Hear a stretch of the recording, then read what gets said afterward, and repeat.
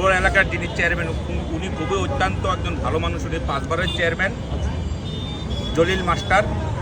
ওনার সাথে আমি ব্যক্তিগতভাবে এই বিষয়ে আলাপ আলোচনা করেছিলাম। জলিল ভাই আগে এটা অবগত ছিল না, যেহেতু ওনারা ঢাকা ছিল, ওনার মা বিক্রি করেছে এরকম একটা কথা শুনেছি।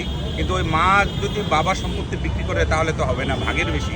তো ওইখানেই আসলে কি মানুষ তো এলাকার মানুষ তো আসলে সব ভালো মন্দ মিলেই আছে, কিছু কুচক্রম মহল আছে হয়তো বা এরকম ঘটনা ঘটিয়েছে। মাকে পোষলায় পাশলায় এই জমিনগুলি তারা রেকর্ড করে রেজিস্ট্রি করে নিয়েছিল বা স্ট্যাম্পে নিয়েছিল, যেহেতু আমাদের নদীবাংটি এলাকা।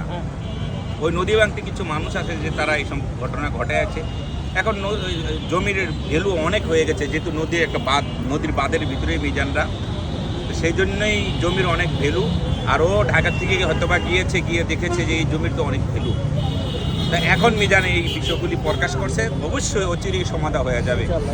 যদি লিগ্যালভাবে ও পাওয়ার যোগ্য হয় বা ওর যদি থাকে তাহলে অবশ্যই পেয়ে যাবে। পেয়ে যাবে ইনশাআল্লাহ। ঠিক আছে, ধন্যবাদ। ধন্যবাদ সবাইকে, আপনাদের সবাইকে ধন্যবাদ। আসসালামু আলাইকুম। আসসালামু আলাইকুম।